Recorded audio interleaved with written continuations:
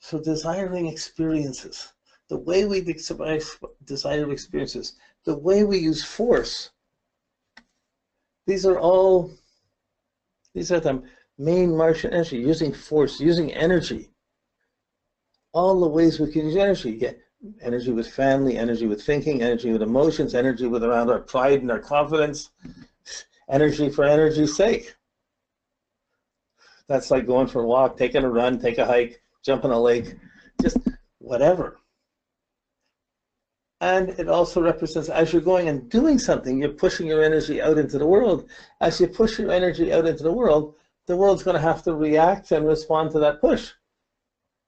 Not everybody's going to want to respond to it. Not everyone's going to want to back up. They're pushing themselves too. So clashes and build up, like kids fighting with each other. Lion comes fighting and biting and looks like they're fighting with each other. Really, they are, but they're just learning their strength and growing through that. So we need challenges, because by challenges we need stress, we need tension, we need challenges to get strong, to be physical, to be alive. You need to have exercise to have your muscles in shape at any age. So when you get younger people, you have all the energy, not the wisdom. Older people have the wisdom, but they have bad backs, bad mind. They don't have the same energy.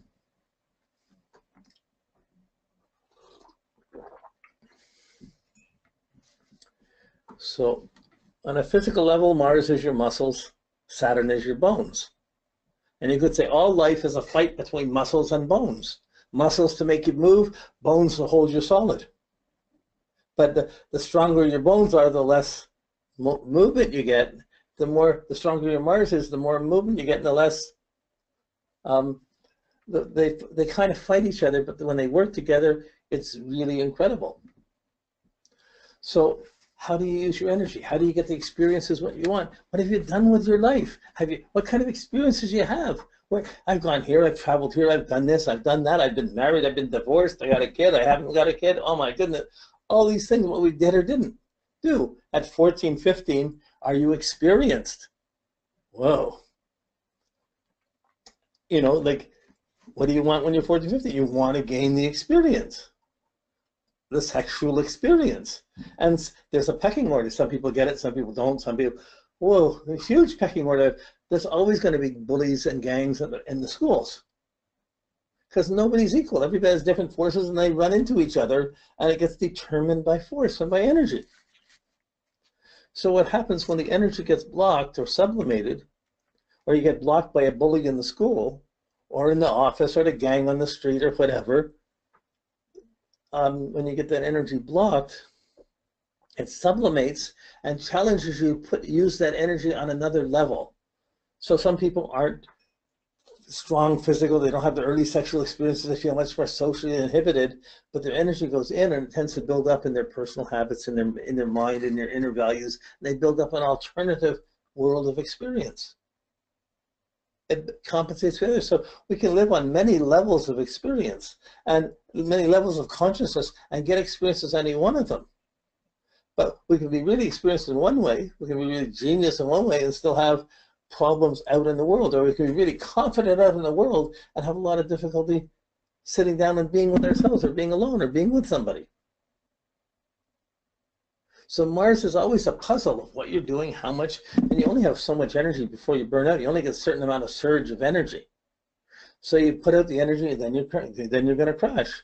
How do you make the change between putting energy and recharging? Well, to recharge, you need your mood, you need to be sleeping well, you need to be eating well, you need to be thinking clearly, you need to have good values, Venus, and you need to take care of the personal things to get your confidence in, to recharge for the next battle, for the next challenge in your life. So the challenges are different at every age, every month, every age, every time in our life, every day. What are you doing? What did you do today? What are you doing now? Like, you know, you're studying astrology classes now? What's that doing? Well, you had to get things around, get everything done so you could be here for a couple of hours. You know how well you get here burned out, you get here tired, but you get here, and everyone has different degrees of absorption rates. But then after the class, hopefully you get the ideas, you get pumped up, and you're ready to go on these things. So this Um, it's the hardest planet to predict with because it can happen on so many, it can represent so many different specific things that we can do at so many different levels. And it's working at one frequency at a time. It's moving up and down the chain. It's building up the strength to put it out, crashing and recharging till you get your confidence and your strength back and you pump up again. So we go through 2-year Mars cycle. 1 year we're up, 1 year we're down. So this, just when you learn to stand up and you learn to start walking and running, you get picked up and put in a crib so that you don't run around and get in trouble. Just like life, just when you start doing things, boy, it affects other people, and there's going to be repercussions, and you run into resistance or difficulties. You have to recharge, come together again, and figure out how to do it better. That's the Jupiter working, that wisdom. What works better, what works not.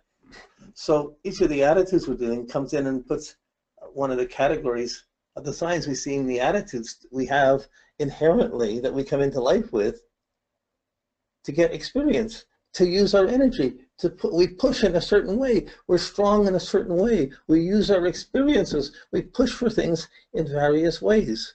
In the signs we see the attitude to strength and power. In the houses we see the circumstances and the situations it goes into.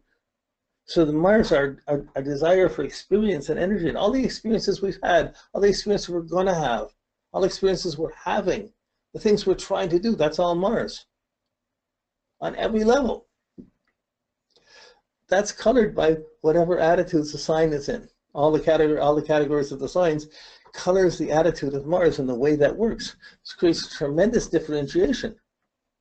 So even by the time a kid's 2 years old, most kids have learned to stand up and learn to run around and go do things. Some kids haven't been strong enough to do it. Some kids are weaker, more feeble. Some kids are really muscular and strong and going with it. There's a whole spectrum of experiences that goes on that differentiates. So by the time everyone's 2, they've got the terrible 2s. But in the specific situations going on, it's very different for everyone.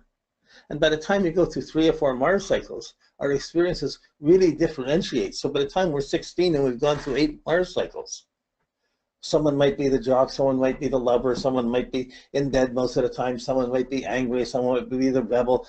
It differentiates. The energy differentiates according to the experiences you accumulate and the lessons you learn thereby. So you can have energy, you can have force, you're going to use it, it's going to affect others, and according to how it affects others, whether it's healing or hurtful, whether it's competitive, doesn't mean it's competitive, it's not wrong, but someone can win in the competition, so when you lose in the competition, it's the projection, the rejection around us, and the confidence we get from our son about what we can do and what we can't do. Oh boy, when a kid just learns to walk, you see the confidence. They're doing it. They're moving. They got it.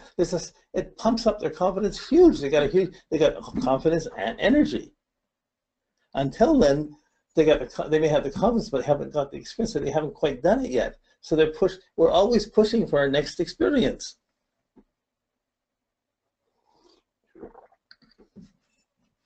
So Mars, just how you use energy. It's not how much you have. Energy is almost unlimited. It's how well we use it, how well we tap it, how well we misuse it, where we block it. You know, and when we learn to overcome our blocks, or we overcome our weaknesses, I mean, you can do anything you want, Mars, usually if you're prepared, Saturn.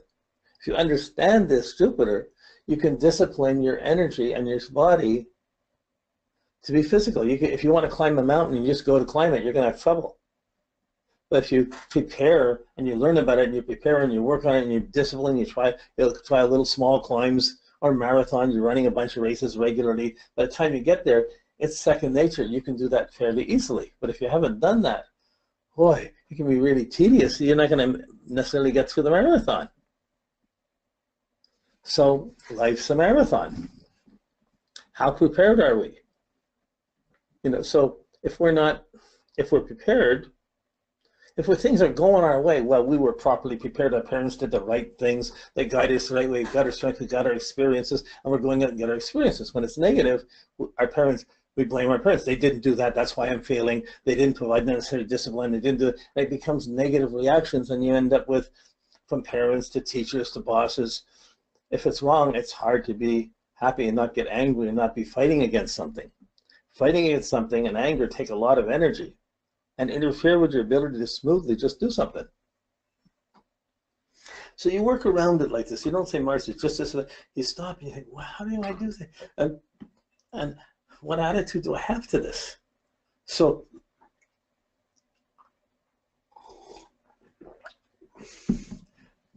where Venus is your desire to be satisfied, it shows you what's going to turn you on, what's going to satisfy you, how you're going to climax. It shows you the attitude to being satisfied. Mars is how you want to do things, to prove things to others, how you prove you can do something. If I can do this, then Venus can say, well, I've done that, now I'm worth this. That's Venus. But Mars, I'm going to do this. I have to do this. You're my girlfriend. Nobody else can have you. I have to have you. Like, that's the negative side. You're the only person that works for me. This is enchanting. This is it. We're soulmates. We're going. Like, however you interpret it, the dynamic of physical interaction is a powerful magnet. If it weren't, there wouldn't be babies. Life wouldn't continue.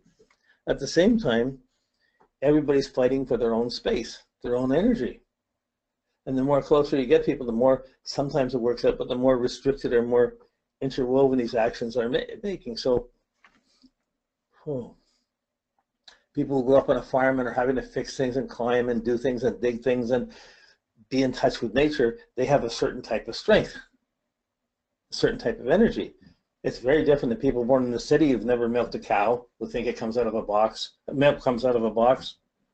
You know, like it's different.